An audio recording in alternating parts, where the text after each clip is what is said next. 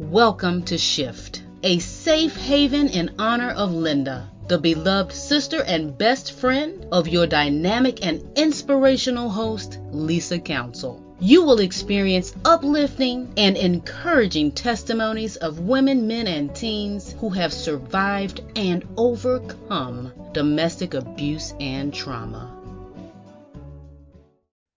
Hi, family. How are you all doing? It's been a while, and I just want to say welcome back to Shift. Self-healing ignites flourishing transformation. And listen, you all, today I am super excited and I am ecstatic because we have on the show today one of my favorite people. She just lifts me up. She inspires me. She encourages me. She is beautiful inside and out. And I'm telling you, she is stylish beyond words. So I just want to say, welcome to my sister, my dear sister, Janine Powell-Reid. Welcome, sis. Welcome to Shift. Thank you. Thank you. Thank you. Thank you. Hello, everybody. Thank you so much, Janine. This means more than you actually know for you to be joining us on Shift. And before we get started, of course, I always have to share, not like to share, but must share the tags associated with domestic violence. And those tags are verbal, emotional, sexual, physical, financial, spiritual, elderly abuse, cyberbullying, bullying. We can go on, okay? But we're going to stop right there because we're going to go ahead and get right into our time with the beautiful Janine, okay? Amen. We're just going to get this thing started because I'm so excited. I've been trying to get Janine onto the show so she can just bless us with her powerful testimony. And honestly, one of the words that I don't like to use associated with people's testimony is powerful, because I always say to myself, what does that mean? But when I say that, when it comes to Janine is just, she's just an incredible and an amazing human being, honestly. And she has just overcome so many things in her life. And when I say powerful, it is because she just has so much strength.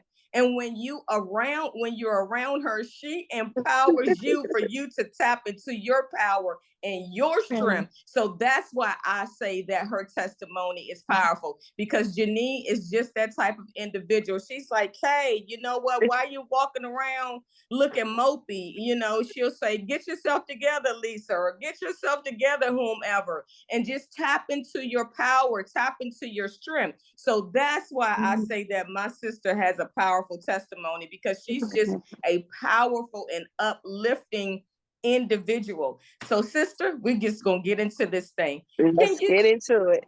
Yes, can you just briefly share with us your story of being an overcomer of gun violence? Oh my God. So yes, being an overcomer of gun violence, it's it's it's been 30 some years, 30 plus years since I was a victim of gun violence. And I'm here to say it is it's a daily journey. Like, when you think that you have figured it all out, like, why did this happen? How come it had to happen to me? And then all of the things that happen with your health that comes with it. I was shot in my head. So being shot in the head means that it affected every part of my womanhood. um, I thought I was the woman with the issue of blood after getting shot. I used to bleed for 30 days at a time. It just affected everything. Your brain controls everything. And so being a victim of a gunshot wound to the head has caused many health conditions. But with all of that being said, just mentally pulling it together every day, it's a daily walk. And one day you think you cool with it, and the next day you like, this is crazy. But every day I have to speak to myself. I have to encourage myself because all the time people are not going to be there for you. And so you got to pull up them bootstraps, honey, on your own. And you might cry for a little bit, but you got to look in that mirror and say, listen, you are worth it. You still here. Don't waste time. You still here. Do what you got to do because you were left behind to help the next person. My. Um, my gosh, my It's gosh, a lot. gosh. You know what, Janine? When you said pull yourself up by your bootstraps, that's something I always use too, because oftentimes, Okay. you know what, even when we don't feel like it, and you know, people don't know the struggles that it take for you to be able to, you know, get out of the bed. And you know, it just may not be a good day. Every day isn't a sunny day. Some Mhm. days there's doom and there's gloom, but you are Yeah. just one individual who I admire so much, because one, you are just so truthful and transparent and honest. But two, you know how to do just that. Pull yourself up by your bootstraps and keep on going. And when Yeah. you're pulling yourself up by your bootstraps, you're pulling us up by our bootstraps as well. Amen. Um, you know, sometimes people, I look at you and I just always see the beautiful smile on your face. And I mean, and just the razzle and the dazzle. But people are, you know, most oftentimes we as humans, we're, you know, we're on the outside looking in. We're not on the inside looking out. So, you Right. know, we'll just be like, oh my God, she has it all together. She always looks so beautiful. Oh my goodness, she always Ooh, has a smile baby. on her face. But as you said, this is crazy, man. Like some days I just don't know. And I'm just like, that is just honestly why I just love you so much. But I Mm. also want people to realize that, you know what, we don't always have it together. That's We don't right. always feel how we look. You know Right. what I mean? But and people always want to be other people instead of being their true authentic selves. They don't know what it takes to be Janine on a daily basis. So They don't want it, Lisa. I'm sorry. absolutely, if you want They it, don't want you it. have to take all of it. So not only Ooh. are you an overcomer of gun violence, but you lost your mom at a very early age, and Yeah. then you had a bout with addiction and anxiety and depression. So can you just, you know, just give us a brief, you know, your a brief journey of, you know, losing your mother at a very Okay. early age, and then, you know, having to overcome addiction, and you know, your struggles with anxiety and depression. Okay. Sure. So I lost my mom at age 10, Mm-hmm. but I'm here to tell you that those 10 years were so impactful. And when I say impactful, like she put all that she had inside of her children. My parents bought their first home at age 23. And so they were firm believers in education. We had Catholic school education all of our entire life, except me. 11th grade, I decided to get kicked out on purpose because I wanted the taste of that public school, right? But Mm-hmm. we had a aunt that came to raise us because my mom she did dishes at Andrews Air Force Base, and my dad was a drove for Canada Dry. He was like a supervisor for Canada Dry. And you know, back then, Lisa, it wasn't a bunch of hugs and kisses. It was about get your butt up and do what you got to do, and you got to make it work. So sometimes I feel like I didn't get the love, but I was shown the love. That Mm-hmm. included some butt whoopings. That included you gonna wash your clothes, you gonna put the stuff in the dryer, you gonna wear a slip and a good bra. That's what Mm-hmm. all of these things meant. And my mother was like, the pillow in our community. Like, she took all the kids skating on Sunday. I was heavily involved in extracurricular activities. I was a cheerleader. I was in Girl Scouts from brownies up into cadets. Like, my mother just, she didn't play, okay? And she left such an impact. Even today, it's been over 50 years. I'm 60, and she died when I was 10. And I just remember everything so clear. It's like yesterday. And my mom died from an aneurysm, bleeding on the brain, and she passed at 37.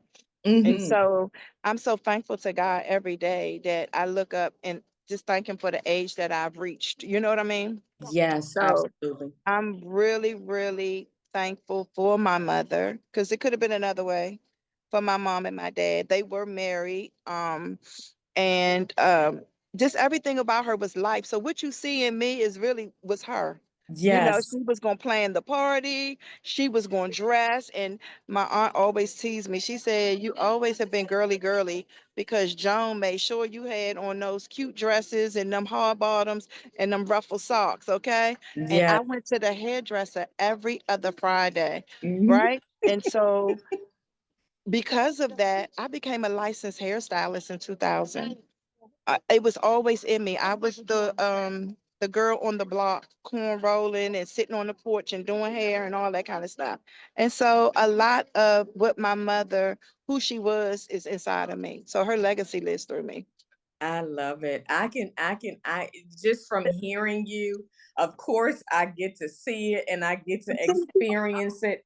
And Mhm, I can see that your mom left an amazing impact on mhm. you. Because oftentimes when children you lose a parent very young, the one thing that you will hear them say is, I don't remember Oh, that. it's looking good, yeah. you know and so because she left such a beautiful impact on your life, you can remember those things. And then the funny part you said is when you said my mother didn't play. Well, we know that that is you. So you so It we was so know that bad. that's you. And that definitely does make a difference. It really does. Mhm. I too grew up in that household where oftentimes as kids, we were looking for the love and we were looking for the hugs and we were looking for the kisses. And Mhm. our parents raised us the way that they were raised. Hey, a roof over your head, clothes on your back, Yeah.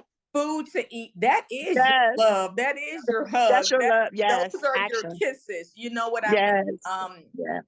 palling us up in the car and taking us places. That is your Mhm. love and your hug. Yeah.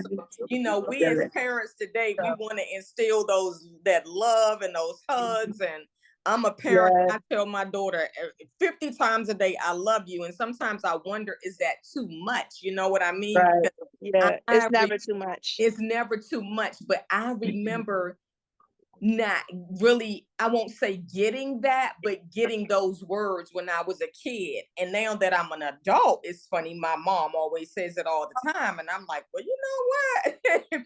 So, we were taught as children, your love is a roof over your head, food to eat, clothes Right. on your back. So um your mom's impact and love has definitely had left a Mhm. lasting impression on you and your heart. And I Yeah. see that in you now, that Mhm. you've shared that with us. So Yeah.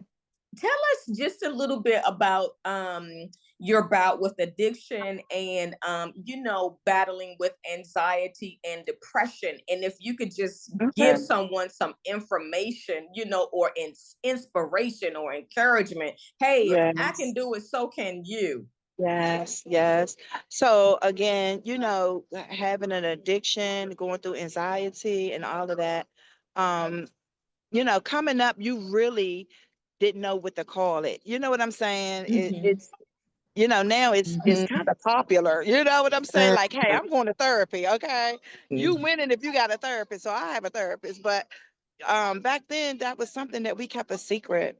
And Yeah. so let me just say, starting with the addiction, coming up was really hard for me because I desired my mother's love so much, and she was no longer here, but I had aunt that raised us. She was like our nanny. So when my mom went to work, she was the one taking us to school, fixing our breakfast, lunch, and dinner, ironing our clothes, washing our clothes, and things like that. But as time went on, my aunt was elderly. She didn't even know nothing about Michael Jackson. And I used to be like, oh, like I had to be home at 9 o'clock, street lights, and everybody else could hang out. And I just was like, why can't I do it? So I became very rebellious.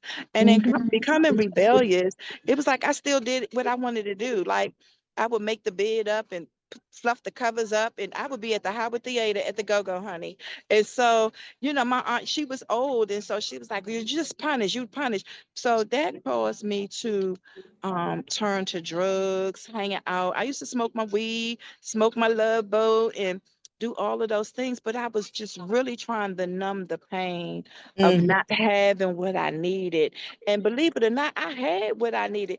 You know, funny story. I had a boyfriend in high school, and I would go sleep on the floor over there in the hood, and I had a whole house with a color TV and AC. Like, what was wrong with me? Okay. But I just wanted to be having fun and just being out.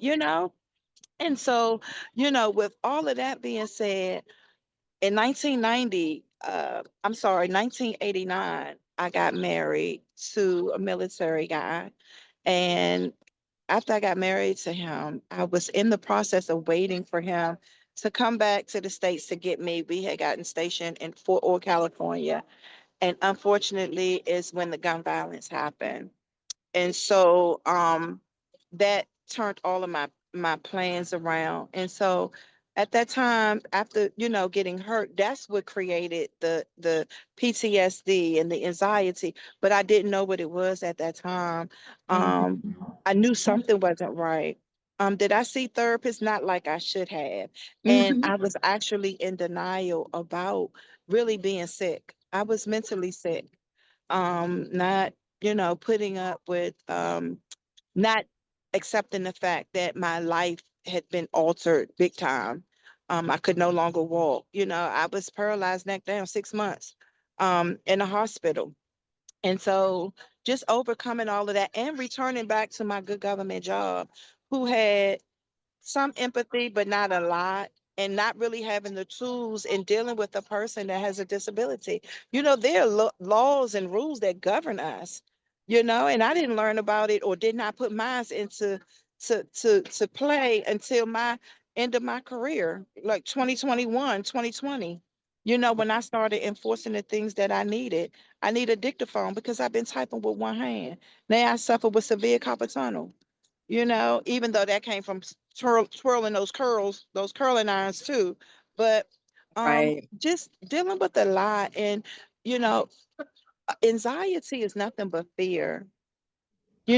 Fear, and just thinking that, overthinking that you can't make it. Like, I didn't think I was going to make it, but I made it, and I'm still making it. Even trial after trial after trial, I'm still making it. But we got to put fear to the side. We have to trust God's promises to us, and we just have to call it back. You don't know the word if you don't study the word. You got to be able to say back what he has said to us and the promises that he has given us in his word. And so those are the things that I have stood on. Those are the things that have allowed me to persevere.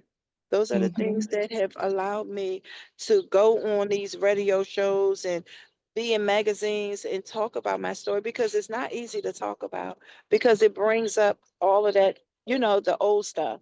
It Right. brings out the triggers and the trauma. But learning to be free is when you can talk about it. So I can talk about it now. And I feel Amen. like God has really freed me. But getting around the right people, doing your daily affirmations, you got to look in the mirror and tell yourself, you know, you are great. You are beautiful. You are Amen. a winner, and you got this today. Even through your tears. Like, Amen. it's a lot of days I cry. But I get up and put this lipstick on, honey, and put my clothes on, my fun clothes. My son tell me all the time, "Mom, you do too much," and I'll be like, "You do too little." Okay, so Amen. that is what Amen. my inspiration is, to get up and still act like you know, Amen. My and gosh. being Woo. careful of what we say. Our tongue is the worst weapon. Yes. You know, Yes, amen. Oh Mhm. my goodness, you just blessed me tremendously. I'm trying not to cry over here, you all. I'm trying not to cry. You're not So gonna cry. listen, Janine, give us any information that you would love to share about your organization, Joan's House, which is in memory of your beautiful mom that you've talked to us about and shared with us about. And Yeah, yeah. how can we, in the community and those of us as advocates, how can we become involved and what can we do to help out with Joan's House? Okay, so just a little bit about Joan's House. Joan's House of Refuge was a vision that God gave me. Like in 2000, I wrote it down and I played with it, and I was like, oh yeah, okay. But God was strategically setting me up. God be setting us up sometimes. And so Mm. I worked in various shelters. Like I would volunteer at churches and shelters. I used to work with the youth. And then, you know, I wrote my list of things down for God that I needed Him to do and the things that I desired. And one of those things was I wanted a child. I didn't know how God was going to do it. But as I said earlier, with the gunshot to the head, all of my, women's stuff was all messed up. So I was unable to have children, but I wound up adopting my son at 3 months old, born HIV positive and drug addicted. At 18 months, my son was declared clear from the HIV. It passed through the bloodstream, and so he no longer had it. And so, as far as the drug addiction and all of that ADHD, we didn't do medicines and all of that. You're gonna sit down in this classroom, or I'm coming across the bridge, okay?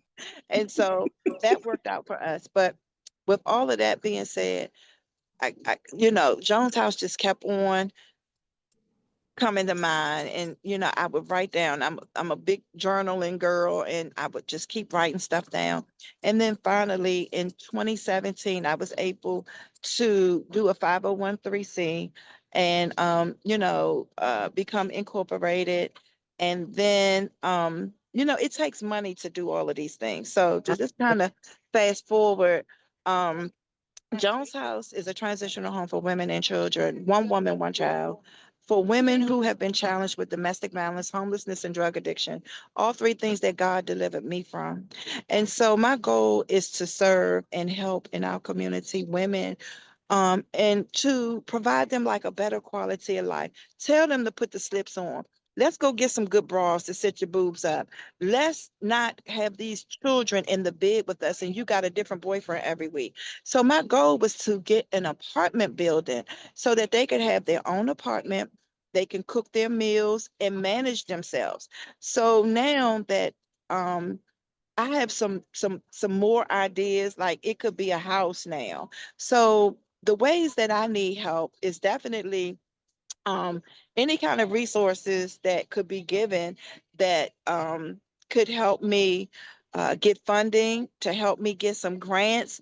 Um, it's just been a lot, and I keep getting turned around because of these different illnesses that I've had. I took on transverse myelitis after taking the COVID vaccine, which paralyzed me again. So I'm just, almost 5 years out from dealing with that, but I feel healthy and whole, and I'm ready to keep moving forward. So right now, like I said, I need resources and even opportunities to volunteer and serve within your organization that can bring Jones House you know, uh, bring it to surface, if Amen. you will. Because if you Mhm. collaborate with people, as we say now, the trendy thing is to don't gatekeep. So don't gatekeep. You know what I'm saying? If you Mhm. have something that you think could help me, so now I'm open to even like doing a house opposed to the apartment building, because now I work in a facility that is a house. And so God is showing me ways that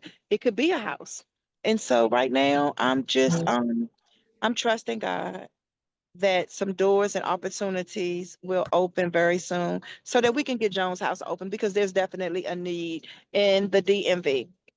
Amen. Amen. So you Mhm. all hear, I am charging all of my fellow advocates, my sisters, my brothers, Mhm. my grant writers, anything that you can help to get Joan's house open, because it is going to open. A home will be open for our women, okay? Any resources that you have. It could be furniture, you all, starting food bank or food pantry, you all, if you know someone who writes grants, you all, if you can sow a seed, because oftentimes people don't realize that those out here who have our own organizations, the money is coming out of our pockets. So the only way for us to be successful and to do what we want to bless God's children and to build God's kingdom is to partner and to come together. And like Janine said, not be a gatekeeper. The one thing I totally believe in is helping another. If you know someone that you can introduce somebody to, do it. But it's not hurting us, you all. Because God has already strategically orchestrated those whose lives that he has predestined for each of us to touch. So you're not losing anything by referring someone or introducing someone. And that's one of the things that just gets me so riled up. You can see I'm getting riled up. What is hurting you from you introducing your brother or your sister to someone who can possibly be a blessing to Joan's house or another organization? When we can get out of that, we'll all be better, you know, because it takes each of us, it takes all of us together to help one another. You know what?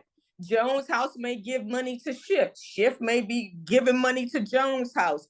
And that's how we keep this thing going. And that's how we bless God's kingdom and not worry what we're losing or what we're not gaining. That's the only thing, only way, y'all, that this thing is gonna work. So if you would like to sow a seed, if you would like to be a blessing to Joan's house, please, please, please, you can reach out to me. I will put you in connection with Janine, or, you know, Janine is going to share her information here so you can reach directly out and connect with Janine. Janine, listen, I just want to say this. You said something to me once, and it really touched my heart, and this is the exact same way that I think of you. You are such a ray of sunshine. Oh, thank you. On cloudy days, you are truly the ray of sunshine that many of us need. And my last question I was going to ask you, but you've already done that. So there is no need for me to even ask you. I was going to ask you, how can you inspire someone that may be facing a dark day on today? But you've already done that. So listen, I got a book, okay? See, get up, get dressed, go for a walk, take your vitamin, drink your water, and mind your business. That's how we can do. Drink your water, mind your business. And then, especially if you're not, if you're not helping out. If it's not beneficial, just mind your business. If it's not beneficial. The other thing too, Lisa, I wanted to say, just really quick to go back. I'm here to volunteer and help out in any way I can for other organizations. Call me, Janine. I need you to sit at a table. I can't do everything, can't climb up and jump on nothing, but hey, I can sit, I can take a ticket, I can put some stuff in order for you, I can fold a shirt. So whatever it is that, anyone needs, just reach out to me in Joan's house on behalf of Joan's house. God also showed me too that you don't have to have the doors open right now, but still move in it. Like give seminars and things, do different things, collaborate with someone to do it. We got things coming up. School is out, but school is about to be back in a couple of months. Get those book bag drives in order. Get those breast cancer awareness week in October. We have Thanksgiving. We have Christmas. And in the past, Joan's house has done Thanksgiving and Christmas, and it's very expensive. Absolutely. It's very expensive to sponsor these families. But even if you take just two families, Tracy and I went out, my husband and I went all out one year. We even gave them tablecloths and knives and seasonings, because what good is a turkey if you ain't got no season? Amen. So I thank God for giving me the ability. Yes, we even gave out aprons and everything that was in that basket, a bottle of wine, a Yeah. Jones House t-shirt. Oh, yeah. So we're looking forward to doing some things this year as well. And Amen. even if I have to collaborate with someone, then we Amen. can work it out. And So I'm so Shift is on board in whatever we can do, whatever it is yes, that we can do. Because guess what, you all? We are better together. We are together. better Yes, together. That's the only yes, way, like I said, that this thing is going to work together. yes. And So sometimes people use the word partnership, together. We are better together. Whatever you want to call it, a together. partnership, Yes. sisterhood, brotherhood, whatever it is you want to call it. But Let's just do you it. all, we are better together, and we can't be so prideful that Yes. we're too prideful to say, hey, I may need Jones House to help me out here.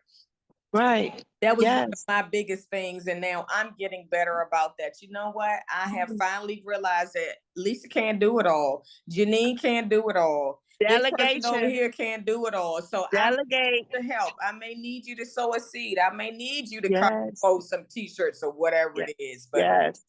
Yes. I truly, truly, truly, truly thank you for Thank being our you. special guest on today. This means so much to me. Yes. Those of you who know me know that I lost my only sister to domestic violence, and Janine and my wonderful, lovely producer Portia, we're recording during this month of June, okay? And June is Gun Violence Awareness Month. We had Gun Violence Awareness Week, the first week in June. And I thought it was only fitting to invite Janine on during the month of June, but then God spoke to me and said, okay, you are to record in June, but Janine is to be your guest for July. And the reason he shared that with me is because we're coming up on the 32nd. I don't like to say anniversary, but we're coming up on the 32nd year of my sister's murder. Yes. On July 18th.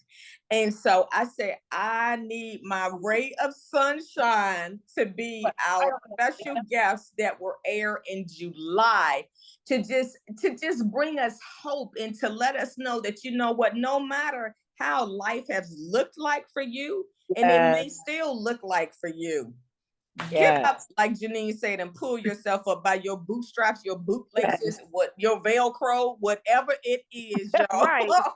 and keep going. But Get up. I'm looking forward to this segment airing and just blessing our people. I thank you so much for you and your amazing husband, my brother Tracy. I thank you so much, brother. And you just don't know how much I love you, and I appreciate you both. When I tell you all that Janine and her husband are always supporting everyone, okay? That's what they do. They support everyone. There is not a time when they say, hey, sister, can you be here? And she's going to say, yeah. And her hubby, Tracy, is going to make it happen, okay? And oftentimes, Tracy, he is right there with us, okay?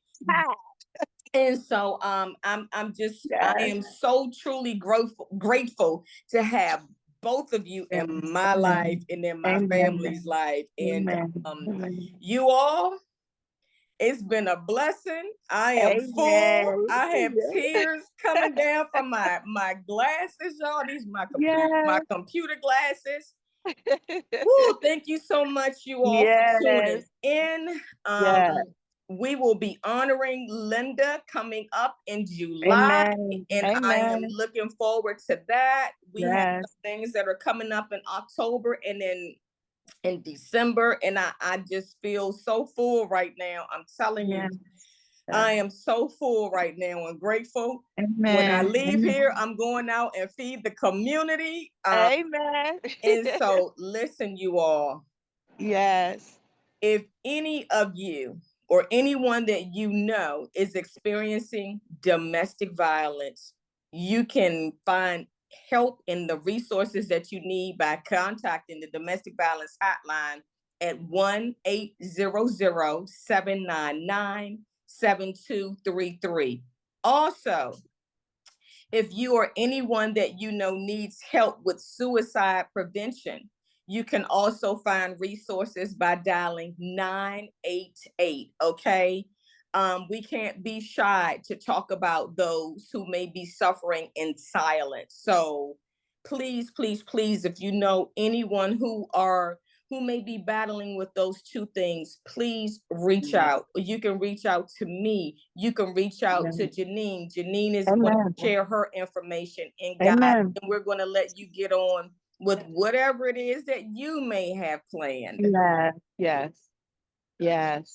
So please share your info with us, Janine. Yes, I will. You want me to share it now or you? Yes, ma'am. Oh, so my website is www.joneshouse_732@.com. And my phone number is area code 202-847-9220, or you can email me at joneshouse_732@yahoo.com. Amen. Thank you so much. Thank you. So Lisa, I just want to thank you for an opportunity to come on and to share. And I can't thank God enough for you and all that you do and all that you represent.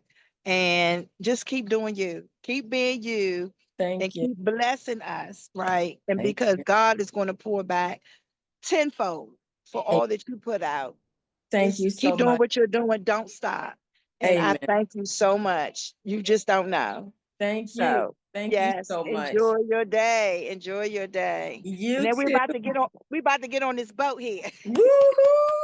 What a beautiful background. I wish I was there. You all, I want to say in closing, be a blessing to someone. That's it. If you see someone and you see something in them, tell them something positive, positive. But be a blessing to someone. Pour into someone. Buy that person in the line behind you a cup of coffee. Say something. Tell that sister that you see that her lipstick is popping.